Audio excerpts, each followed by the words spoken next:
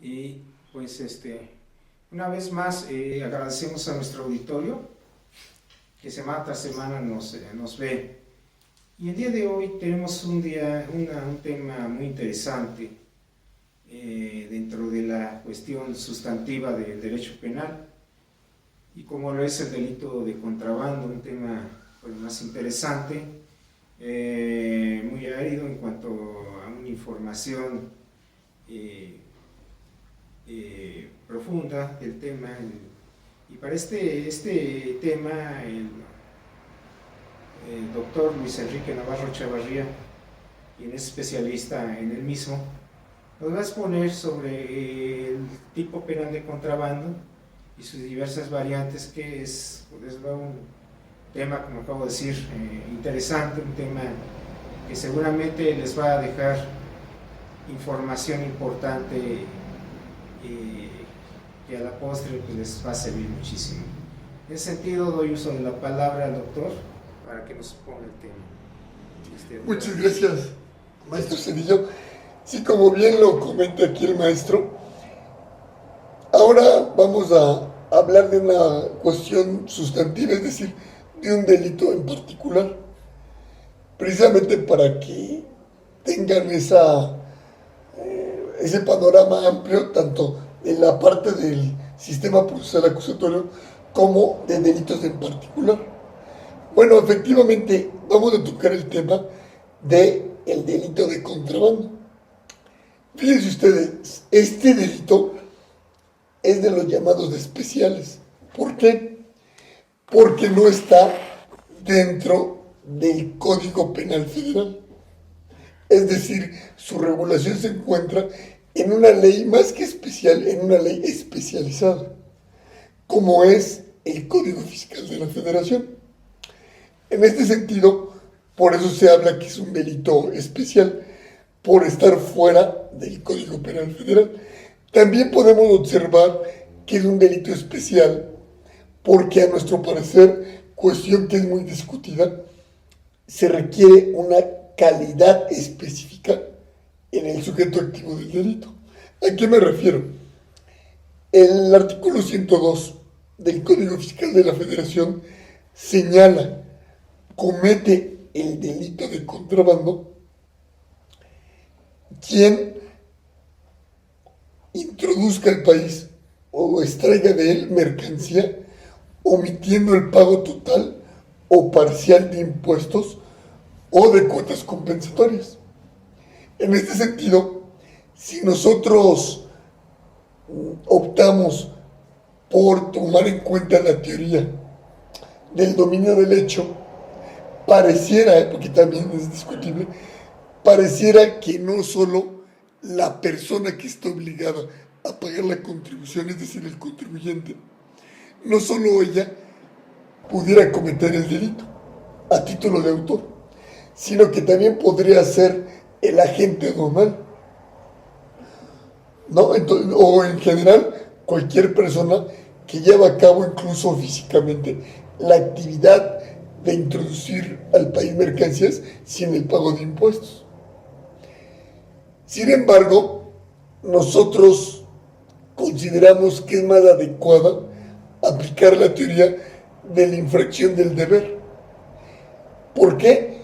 Porque solo podrá ser autor quien tenga esa calidad, quien tenga esa obligación de pagar el impuesto o la cuota compensatoria. En este sentido, solo podría ser autor el contribuyente. Y como excepción, que ya lo analizaremos, también podría ser el agente aduanal. ¿Por qué? Porque también está actuando a nombre de otro. Ya veremos de ese tema, que es muy apasionante, que cuando alguien actúa a nombre de otro en un delito que requiere una cierta calidad específica, si puede o no ser autor. Pero ahorita, para sentar la base sobre la cual vamos a hablar, nosotros consideramos que es más justa, más técnica, señalar la teoría de la infracción del deber. Como decíamos en programas anteriores, las teorías del delito para eso nos sirven, para interpretar la ley penal, siempre y cuando no contradiga alguno de sus preceptos. Bueno, en ese sentido, nosotros vamos a partir de la idea que solo el contribuyente, el importador, puede ser el sujeto activo, que en este caso no se le llamaría técnicamente importador, sino introductor. Pero ya sabemos que no el que lo lleva físicamente, sino jurídicamente, el que está introduciendo la mercancía. Por eso es muy importante. Bueno, dicho esto que era muy importante, vamos a comenzar propiamente dicho. Fíjense, el delito de contrabando lo podemos encontrar en el Código Fiscal de la Federación, ahí, más bien dicho, ahí se encuentra. Pero no solo tenemos el delito de contrabando, sino también está el delito de contrabando equiparado. Ese está en el artículo 105 del Código Fiscal de la Federación. Y fíjense, por jurisprudencia de la Corte, también tenemos otros tipos penales en materia de contrabando, que sería el contrabando presunto, que también es todo un tema muy debatido, si son presunciones, si son tipos penales, porque a lo largo de la evolución legislativa del Código Fiscal nacieron como meras presunciones, después los dejaron como tipos penales de contrabando presunto, después volvieron a regresar a meras presunciones, y ya sin cambiar la legislación, como decíamos, por criterio de la Corte, ahora, al menos en algunas de sus hipótesis, la Corte ha señalado que son delitos complementarios. Y ya veremos también si reúnen esas características o no. Bueno, vamos a comenzar por qué es el contrabando. El contrabando decíamos que es un delito especial por estar en el Código Fiscal de la Federación y además por requerir una calidad específica del sujeto activo, que ya hablamos de eso, quiénes o no pueden estar de acuerdo. Bueno, en el artículo 102, en su primera fracción, se habla que comete el delito de contrabando quien introduzca al país o bien quien extraiga del país mercancía, omitiendo el pago total o parcial de impuestos o de cuotas compensatorias. En su fracción segunda se habla también que comete este delito quien introduzca al país o extraiga del país mercancías, pero omitiendo el permiso correspondiente. En su fracción tercera habla también de que comete el delito de contrabando quien introduzca al país o extraiga del mismo mercancía prohibida. Ahí sí no importa si está sujeto a impuestos, a cuotas, que requiera permiso, no, eso no, simplemente está prohibida la mercancía. Y fíjense, en un párrafo siguiente se habla de otra hipótesis que ya había caído en desuso. ¿Por qué? Porque dice, en cualquiera de las tres fracciones anteriores, quien introduzca el país de la franja o región fronteriza, más bien dicho, no al país, sino de la franja o región fronteriza al resto del país. En ese sentido, quien no pagaba impuestos, quien no contaba con los permisos o mercancía prohibida, pero no era del extranjero, era ya del país, de la franja o región fronteriza del país al resto del país. Porque ya veremos cómo hay regímenes especiales donde las mercancías pueden permanecer en la franja o región fronteriza. Bueno, fíjense, ¿por qué decía que no estaba ya en uso y había caído en desuso? Porque acuérdense que en materia penal existe el principio de exacta aplicación de la ley. Y en lugar de hablar de franja o región fronteriza, se seguía hablando en el Código Fiscal de la Federación de zona libre. Por ejemplo, esto nos llevó a situaciones muy injustas al observar en el código que se hablaba de quien introduzca mercancías de la franja o región fronteriza, ahora sí está, pero antes decía de la zona libre al resto del país. En ese sentido, ya no existe el término zona libre. Comúnmente lo podemos decir, pero técnicamente es franja o región fronteriza. Por eso es que decíamos que muchas personas injustamente estaban privadas de su libertad. Sin embargo, después se dieron cuenta y se empezaron a promover los amparos correspondientes y esas personas obtuvieron su libertad, terminándose el procedimiento penal en su contra. Sin embargo, hace aproximadamente 2 años se volvió a cambiar la terminología y ahora, en lugar de hablar de la zona libre, ahora se ajustó a los nuevos términos, como ya estaba desde ese tiempo en la ley aduanera: franja o región fronteriza. Por lo tanto, hoy en día sí es un tipo penal, sí es un tipo penal que se aplica, ¿no? Por eso es muy importante nosotros conocer esas peculiaridades, en este caso del tipo penal de contrabando. Bueno, también comete el delito de contrabando quien sustraiga de los recintos fiscales la mercancía sin haber sido entregada a esta por la autoridad competente. ¿A qué se refiere esto? Primero va a estar en un depósito, ¿no? Ya sea un recinto fiscal o fiscalizado.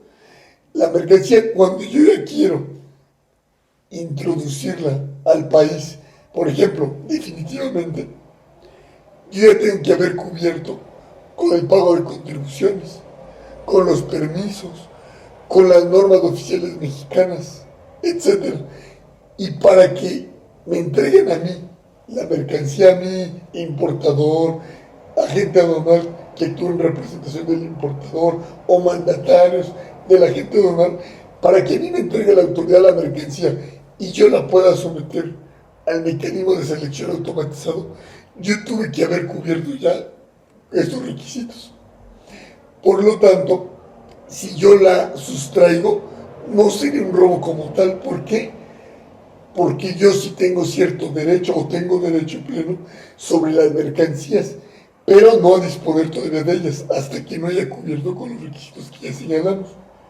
Entonces no se considera un robo aduanero. Esa es otra figura. Esto se consideraría todavía dentro del delito de contrabando, porque no se han pagado los impuestos, no se ha cumplido con los permisos, con las normas oficiales mexicanas, y yo la sustraje de ese recinto fiscal o fiscalizado, ¿no? Entonces ahí todavía es una hipótesis de contrabando. Y bueno, decíamos que no solo se queda en el delito de contrabando básico, también hay otra figura denominada equiparable al contrabando o contrabando equiparado. En este sentido, se señalan una serie de supuestos, que son más de 20 fracciones, porque cada fracción tiene diversas hipótesis. Básicamente, ¿en qué se centra este delito de equiparable al contrabando? Ya no cuando se introduce la mercancía de manera ilegal, sino cuando aquí ya la está poseyendo la persona. Por eso es muy importante saber qué es la posesión o la detentación incluso. Hay que conocer bien esas figuras, la comercialización. Todo eso hay que conocerlo bien. ¿Por qué? Porque si no lo conocemos, no vamos a saber si se da exactamente el tipo penal, ¿no? Por eso, en ese sentido, decíamos que ya no es tanto la conducta prohibida por el legislador, ya no es esa introducción al país, esa entrada, sino el poseerla. Así podemos encontrar un sinnúmero de hipótesis donde precisamente habla de esa posesión de mercancía, pero de manera ilegal. Es decir, que no cuento con pedimentos, no cuento con facturas, no cuento con notas de revisión, y la estoy, valga la redundancia, teniendo en mi poder. Bueno, también hay una hipótesis muy importante que a diario se presenta en las aduanas. ¿Cuál es? Dentro de estas hipótesis de equiparar el contrabando, tenemos una que señala que si yo no declaro que llevo conmigo, dice, más de $30,000 o su equivalente. Muchas veces ha pasado que algunas personas, negociantes o profesionistas, etcétera, tienen en su poder un cheque y se les olvida que lo tienen y se lo meten a la bolsa. Salen del país, les toca el semáforo verde, no lo revisan y se van. A veces hay personas que están solo unas horas, están en el extranjero comprando víveres, ropa, medicinas y regresan. Pero muchas veces sucede que al regreso les toca el semáforo rojo. Son sujetos de revisión, les encuentran el cheque por más de $30,000. Porque hay que tener presente que si son más de $10,000 sin declarar, es una infracción aduanera. Pero si son más de $30,000 que llevo conmigo y no los declaro, ya es un delito, ¿no? Es un delito equiparable al contrabando. Y fíjense, las bondades que nos dan las teorías del delito, la dogmática penal en general, es que nosotros podemos como abogados obtener la libertad y obtener una sentencia absolutoria, o ni siquiera a veces que se inicie el procedimiento, que se continúe la investigación, cuando logramos acreditar que realmente no se dan los elementos del tipo penal. Por ejemplo, en este caso que les puse, si nosotros aplicamos la imputación objetiva, siempre y cuando no contraríe ninguna disposición o interpretación de la ley, en este caso del Código Penal Federal o del Código Nacional de Procedimientos Penales o algún criterio jurisprudencial, fíjense, es totalmente aplicable esa teoría. ¿Por qué? Si nosotros decimos que aumentamos el riesgo permitido, sí efectivamente se aumenta a nosotros de estar no declarando que llevamos consigo más de $30,000. Y se da un resultado así, se lesiona en un principio pareciera el bien jurídico tutelado de ese tipo penal, ¿no? Que el control de divisas, sobre todo, es para evitar un posible lavado de dinero. Ese tipo penal fue impuesto, fue regulado en la legislación por recomendaciones del GAFI, ¿no? Grupo de Acción Financiera Internacional. Y fíjense entonces, hay un aumento del riesgo, sí. Hay un resultado, que bueno, ese aumento del riesgo se concreta en un resultado también, pero era el sentido de prohibición de la norma, es decir, ese resultado está dentro del ámbito de protección de la norma. Ahí es donde decimos no, porque realmente no lo que quiso prohibir el legislador es ese tipo de conductas, porque ni siquiera el cheque, en este caso, se podía cobrar en el extranjero, sino que tenía que ser cobrado precisamente en México. Entonces esas conductas no son las que quiso prohibir el legislador. Por lo tanto, se obtendrían una sentencia absolutoria. Claro, a lo mejor va a ser necesario llegar hasta el amparo directo. ¿Por qué? Porque muchas veces los fiscales no están de acuerdo con esos criterios, el juez de primera instancia tampoco, incluso a veces jueces de segunda instancia, ¿no? Pero normalmente los jueces de amparo sí. Entonces fíjense cómo es muy importante. Todo lo que hemos dicho a lo largo de los programas lo vamos a ir reflejando en asuntos prácticos, ¿no? Bueno, también decíamos que aparte del delito de contrabando, del delito de equiparar el contrabando, también encontramos el contrabando presunto. Fíjense, en 1998, cuando lo regulan, esas hipótesis nacen como verdaderas presunciones. Ustedes saben que una presunción puede ser juris tantum, que emite prueba en contrario, jure de jure, que no emite prueba en contrario, y una presunción básicamente es partir de un hecho conocido para inferir uno desconocido. En ese sentido, eran verdaderas presunciones. Pero había un problema. El artículo ni los criterios decían qué hipótesis del 102 iban a presumir que se cometía. Estas que les hablo, estas presunciones de contrabando, están en el 103 del Código Fiscal de la Federación. Pero no decían, esta hipótesis de presunción presume cometida esta hipótesis de contrabando del 102. No, desde ahí había un problema de legalidad. Entonces, ¿qué pasó?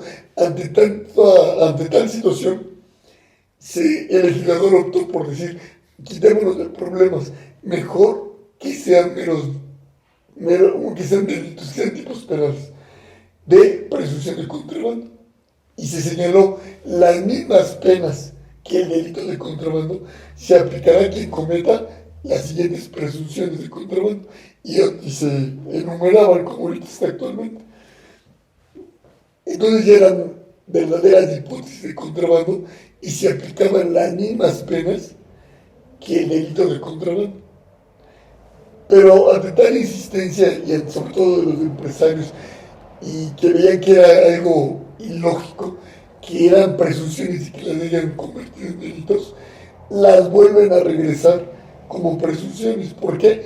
Porque le suprimen la porción normativa que dice las mismas penas del contrabando se aplicarán a las de presunción. Se quita eso y otra vez quedan como meras presunciones y se llegan adoleciendo de los mismos problemas. Si son presunciones, ¿qué hipótesis van a acreditar del 102 donde viene el delito básico de contrabando? Y en épocas relativamente recientes, la Corte, sobre todo en la fracción segunda del 103, tratándose de vehículos que se encuentran fuera de la franja de región fronteriza, es decir, de esos 20 kilómetros de franja fronteriza o de región fronteriza, es la que señala el legislador. Los vehículos que se encuentran fuera de esa franja, que fueron importados para permanecer en dichos lugares y que los tenga una persona en posesión, que se encuentre simplemente, y lógico que no se tengan los papeles adecuados con cual fundamentar la internación al resto del país, se considera que es un delito complementario de contrabando. Eso consideramos que es todavía más erróneo por parte de la Corte haber sostenido esa cuestión. ¿Por qué? Porque ahora tenemos que saber a qué delito va a complementar el contrabando y no lo dice la ley. Otra, dentro de la misma jurisprudencia, dice que se presumirá que a quien se le encuentre en posesión fuera de esa franja o región fronteriza el vehículo sin la documentación debida, se va a presumir, fíjense, que él fue el que lo introdujo, o sea, no puedo encontrar. O sea, están metiendo una presunción cuando todos sabemos que están prohibidas las presunciones en materia penal. Aunque por ahí criterios de tribunales e incluso de la propia Corte han querido darle la vuelta a este criterio de las presunciones, sin decirlo así, lo establecen de otra manera, pero está muy claro que por el principio de presunción de inocencia, quien debe de probar todavía, aunque estemos en un sistema adversarial, es el Ministerio Público. Por eso es que me atrevo a afirmar, nos atrevemos a comentar que las presunciones están prohibidas en materia penal. Ya lo veremos sobre todo cuando hablemos del delito de defraudación fiscal, cuando también han pretendido aplicar presunciones de forma indebida. Bueno, pero fíjense, ahí estamos hablando de un delito de contrabando presunto. Y esto no viene así tal en la ley, sino es por criterio de la Suprema Corte de Justicia de la Nación. Y también es un tema muy discutible, pero hasta ahorita no hay un recurso donde podamos, los litigantes, por ejemplo, controvertir una jurisprudencia de la Corte. En México no lo hay, por lo tanto, pues como ustedes saben, la Corte es la interpretación oficial, la última interpretación, la interpretación válida para efectos jurídicos. Entonces, tenemos en ese sentido tres tipos Llevamos tres tipos de contrabando de ilícitos aduaneros, que es el contrabando equiparado, presunción de contrabando, y también está el que le podemos denominar robo aduanero, que ese sí, si alguien sustrae de los recintos fiscales o fiscalizados una mercancía sin tener ningún derecho, ese sí es un verdadero robo. Pero como está contemplado el tipo penal en el Código Fiscal, en el capítulo de delitos fiscales, pues se le denomina robo en materia aduanera, no robo aduanero, porque ese es el apoderarse de mercancía que esté en recinto fiscal o fiscalizado. Como ustedes saben, ese apoderamiento pues debe ser con ánimo también de dominio, para que sea robo. Y también está un quinto grupo de tipos penales, que es el que equivaldría al daño en propiedad, porque precisamente quien destruya o dañe una mercancía que se encuentra en recinto fiscal o fiscalizado también va a ser un tipo penal. Claro, aquí todos los delitos aduaneros, los delitos fiscales, todos son dolosos, ¿no? Porque no están dentro del artículo, en este caso 60 del Código Penal Federal, de los delitos que pueden ser cometidos de manera culposa. Por lo tanto, todos son dolosos. Es decir, si alguien daña unas mercancías por infringir un deber de cuidado, no va a ser delito. ¿Por qué? Porque simplemente solo se puede cometer de manera dolosa. Bueno, a grandes rasgos, esto es la parte de los tipos penales que se pueden cometer en materia de contrabando. Bueno, ¿qué otra cuestión es muy importante tener presente? Fíjense, en los delitos fiscales hay algunos autores que comentan que se lleva un derecho penal de excepción, porque admiten a veces presunciones, porque muchas veces los jueces al juzgar ese tipo de delitos no toman en cuenta algunas excluyentes del mismo. Por decir así, una muy socorrida y que ha pasado y que es real, es cuando una persona de escasa instrucción es empresario. Y muchos dirán, no, si es empresario, ¿cómo va a ser de baja instrucción? Se da diario. ¿Y qué es lo que pasa? Igual que en la defraudación fiscal. Por eso contratan a sus abogados, a sus contadores, para que ellos lleven a cabo las operaciones. Y es más, ni siquiera firman, porque ustedes saben que firman, pero electrónicamente. O sea, ni siquiera van a leer todo lo que están declarando. Simplemente, cuando declaran impuestos, pues ustedes saben que normalmente quien hace todas esas tareas es los contadores, ¿no? Y los abogados son los asesores. Eso lo vamos a ver más en la defraudación fiscal. Pero ahorita, como estamos tocando el tema del contrabando, cuando esa persona de escasa instrucción, hay gente que le lleva sus operaciones a nombre de ella también va a responder, también se le va a imputar. Pero consideramos que lo que no se está respetando mucho es la culpabilidad. Porque como ustedes saben, la culpabilidad es sobre la persona y el injusto penal, es decir, la conducta típica antijurídica, es sobre un hecho. Entonces el hecho a lo mejor sí pudiese estar acreditado, sí pudiera ser parte del tipo penal. Pero ya cuando vamos a ver el juicio de reproche, precisamente la culpabilidad, ustedes saben que son tres elementos básicamente: que sea imputable la persona, que tenga conciencia de la antijuridicidad y la exigibilidad de otra conducta. Si ella no tenía ni siquiera no sabía realmente la operación que se estaba haciendo, ¿cómo va a tener conciencia de la antijuridicidad? Entonces, en ese sentido, los abogados tenemos que seguir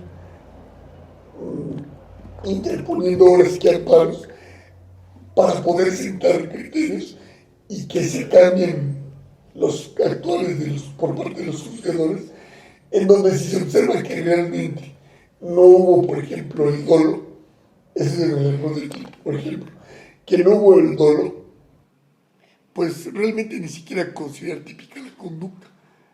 Y eso se da a diario, como les digo. O bien, si hubo un dolo que sí sabía lo que estaba haciendo la persona y tenía la intención de hacerlo, no tenía la conciencia de la antijuricidad. Entonces sería el error de prohibición, que ese ya, como ustedes saben, se estudia hasta el cuarto elemento, tercero, dependiendo los elementos del delito, que es la culpabilidad. En ese sentido, por eso, ahora sí que invitamos, sobre todo a la parte jurídica, que se sigan promoviendo este tipo de amparos, no solo en contrabando, hay muchos delitos donde nos podemos encontrar con esa situación, como la defraudación fiscal, que sigan promoviendo esos amparos, esos medios de defensa, para poder ir cambiando esos criterios de los juzgadores, en esa parte por lo menos, ¿no? Bueno, hasta aquí podríamos decir, hablamos de la parte sustantiva, ¿no? Que eso también será motivo de ir desarrollando tipo por tipo penal, ¿no? Sobre todo nos gustaría hacerlo cuando tengamos ya las sesiones en vivo para poder interactuar y poder ser de mayor utilidad a nuestro querido auditorio de reflexiones sobre el derecho penal. Ahora, en la parte procesal y procesal sustantiva, también hay demasiados criterios de importancia. Por ejemplo, ahorita nada más me voy a referir a uno. ¿Cuál sería el tema probatorio? Que ese es de lo más importante en este tipo de delitos. Precisamente, ¿cuáles son los principales datos de prueba, medios de prueba o pruebas que vamos a deshogar en este tipo de procedimientos? Pues primero está uno que se llama pedimentos, ¿no?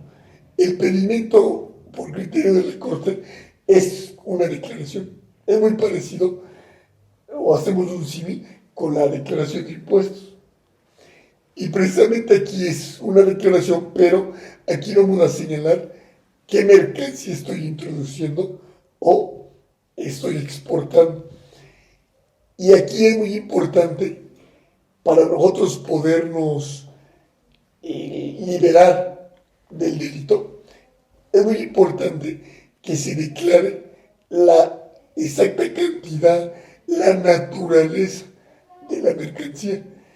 Porque si yo declaro bien la naturaleza de la mercancía y la cantidad, podrá haber una infracción, un ilícito, pero en la vía administrativa, ya no penal. Por eso es muy importante llenar muy bien el pedimento y con veracidad. Esa es la parte toral, los pedimentos, ¿no? También tenemos las facturas. Las facturas son muy importantes para ver el tipo de mercancía y para ver sobre todo el precio. Porque ahora fíjese que el contrabando en su mayoría ya no se da como antes, que era bronco, ¿no? A través de las armas incluso. Ahora en su mayoría el contrabando se da a través de una figura que se llama la subvaluación. Por eso les decía que también las facturas son muy importantes para acreditar o para desacreditar un delito de contrabando. ¿Qué es la subvaluación en pocas palabras? Que yo voy a poner, sobre todo en la factura, un valor de la mercancía inferior al real. ¿Para qué? Para pagar menos impuestos, menos contribuciones, o incluso a veces, depende del tipo de mercancía y la procedencia, no pago cuotas compensatorias. Como ustedes saben, por ejemplo, gran parte de la mercancía china, telas, zapatos, pagan cuotas compensatorias muy altas. ¿Para qué? Para no quebrar una rama de la economía nacional, de la industria, por ejemplo, la industria del calzado, ¿no? Y fíjense, es muy importante, por eso se ponen las cuotas compensatorias. Pero muchas veces se evaden. Por ejemplo, es muy común encontrar que en lugar de decir que vienen de China, traten de decir que la mercancía primero pasa a Estados Unidos y muchas veces le arrancan las etiquetas de China y le pueden poner otras etiquetas, ¿no? Otra procedencia.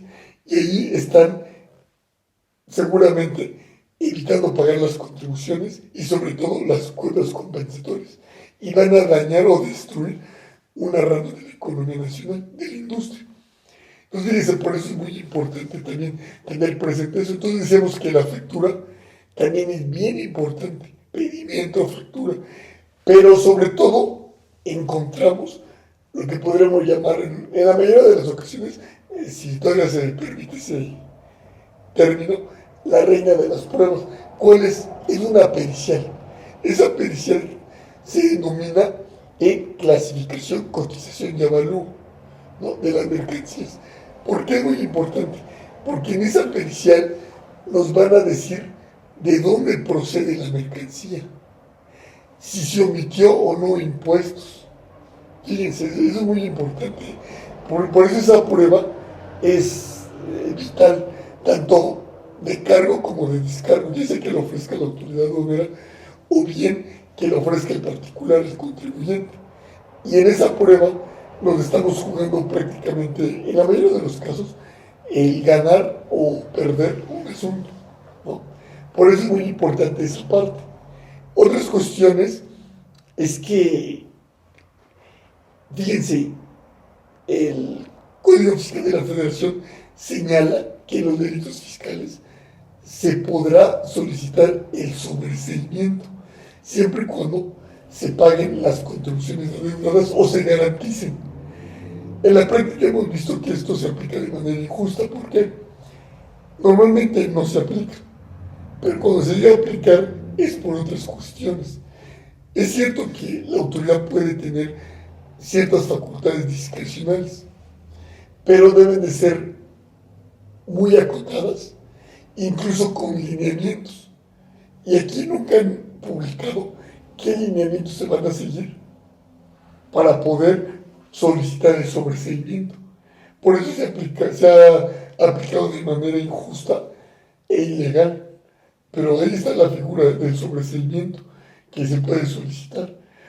Una bondad que da la ley es que si yo omití pagar impuestos, ya sea en contrabando, ya sea en defraudación fiscal, y todavía no me han hecho un acto de verificación, yo puedo pagar, y no es que ya no se dé el delito ya está, o el tipo penal ya está satisfecho, pero no me van a perseguir. Entonces, fíjense, eso es muy interesante.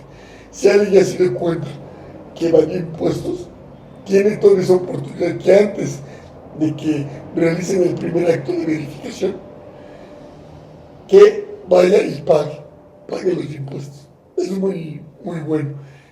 Otra cuestión muy debatida es que, fíjense, en el anterior sistema, que todo está regulado en el código, por un error lo dejaron todavía cuando hicieron las reformas, sobre todo por el nuevo sistema penal, pero en el código siguieron dejando de la libertad provisional bajo caución, porque decían, es que lo tenemos que dejar para los delitos del anterior sistema.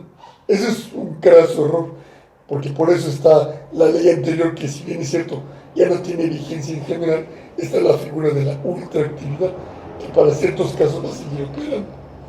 Entonces ahí todavía está, ahí lo tenemos. Pero ¿por qué les digo que es una arbitrariedad? Porque para que yo tenga mi libertad, fíjense, tengo que garantizar todas las contribuciones adeudadas con actualización y recargo a criterio de la Secretaría de Hacienda y Crédito Público. Pero no solo eso, no solo voy a tener que garantizar las contribuciones adeudadas de ese procedimiento, sino todas las que debe el contribuyente. Así sea la vía administrativa, o sea, fíjense hasta dónde llega esa irregularidad cuando uno le cuestiona a la gente del SAT, y los pocos que quieren hablar del tema nos dicen, es que si viene nuestro reglamento ahí dice eso, cuando es totalmente inconstitucional hacer eso, ¿no? Pero bueno, todavía está eso, y ese tipo de ideas se permea al nuevo sistema. ¿Por qué? Porque si yo quiero un acuerdo reparatorio o quiero una suspensión condicional del proceso, en los casos en que proceda, ¿qué es lo que dice Hacienda? Sí, pero yo necesito que tú me pagues no solo las contribuciones, actualización, recargo de este procedimiento, sino todas las que debas en general. Y si no, no te doy nada de acuerdo reparatorio. Y si yo me voy a la suspensión condicional del proceso, lo más probable es que el juez no lo autorice si yo no garantizo todo lo que está pidiendo Hacienda. Entonces, fíjense, ahí todavía existen irregularidades tremendas. No se diga cuando están hablando de las medidas cautelares. Ahí todavía piden que se garanticen todas las contribuciones con actualización y recargo cuando sabemos que las medidas cautelares no tienen el propósito de garantizar la reparación del daño. Esas son las providencias precautorias. Ahora hay un debate que hay dos que sí pudieran tener esa finalidad, ¿no? El embargo, la inmovilización de cuentas, pero como está redactada la ley y como debiera de ser a criterio del suscrito, no porque seamos normalmente defensa, sino ahorita nos dice por qué, consideramos que eso es un error. Sin embargo, si no se garantiza, ¿qué es lo que pasa? Que el MP pide prisión preventiva justificada y muchas veces la otorga el juez. Fíjense, y ahora, ¿por qué decía que considero que es injusto eso? Porque fíjense, siempre que haya una duda, y eso ya es muy común, en un Estado democrático de derecho hay que pensar desde el punto de vista del ciudadano, ¿no? Eso ya está permeado en las esferas, pero no lo respetan. Entonces, en ese sentido, fíjense, yo tendría que garantizar toda la omisión, la posible omisión, ni siquiera sabemos si es omisión, de contribuciones, de cuotas compensatorias, si no quiero, en la mayoría de los casos, estar en prisión. O sea, ¿qué es lo que pasa? Me están obligando a pagar. ¿Qué es lo que pasa? El fisco se convierte en materia penal en cobrador de impuestos. Eso es lo que está pasando y sigue pasando, ¿no? Bueno, así tenemos muchísimas cuestiones, pero las iremos desarrollando en los próximos programas, donde ya tocaremos puntos específicos del delito de contrabando, de la defraudación fiscal. ¿Para qué? Para que ustedes puedan tener un panorama lo más completo posible. Y nada más terminaría también comentándoles una aplicación también de la teoría de la imputación objetiva, que son, siendo sinceros, con imputación objetiva o sin imputación, podría darse este criterio. Pero bueno, qué bueno que ya lo había comentado, ya lo había señalado, desarrollado una teoría del delito. ¿Cuál sería?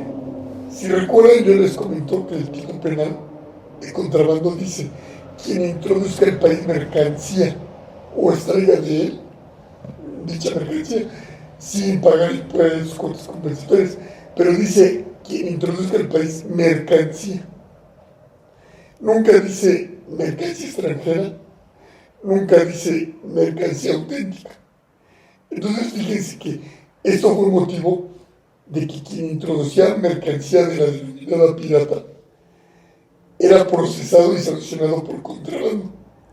Pero vinieron cambiando los criterios y se dijo: no, es que eso no es lo que quiso prohibir el legislador.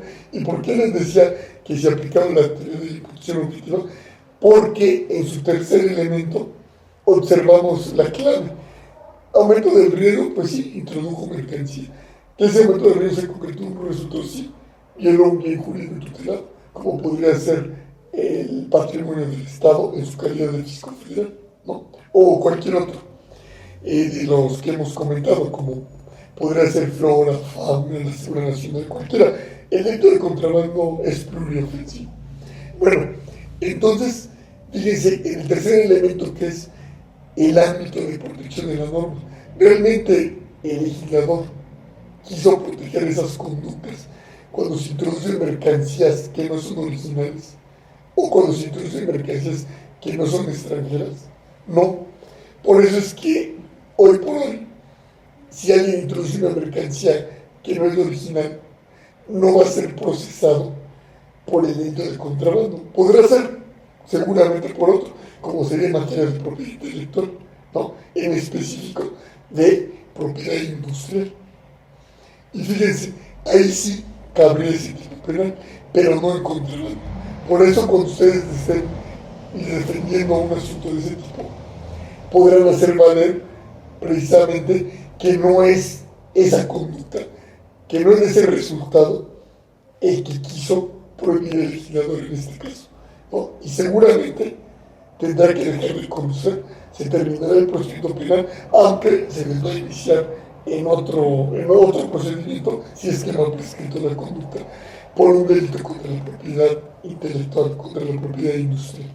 Bueno, como pueden observar, el tema del contrabando da para todo un año de estar analizando, y por eso es que nosotros queremos compartirles cosas útiles y vamos a estar alternando cuestiones procesales, como lo ha hecho el maestro Cedillo, del procedimiento penal acusatorio, y cuestiones sustantivas, en específico tipos penales en particular.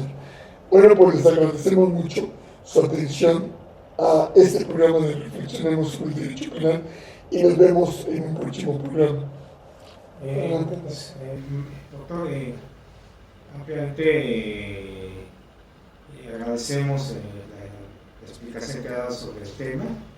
Como usted lo dijo, es un tema muy vasto, muchas aristas, pero sin duda que nuestro público le va a tomar mucha atención porque son temas muy presentes, que se ven día tras día y que seguramente les va a servir de mucho para un caso en concreto. Entonces, por mi parte, le doy las gracias y a nuestro público también les doy esas gracias por su atención y, como usted bien lo dijo, próximamente daremos temas también de gran interés sobre el derecho penal y tanto en materia sustantiva como procesal. Por mi parte, también les damos las gracias a todos ustedes.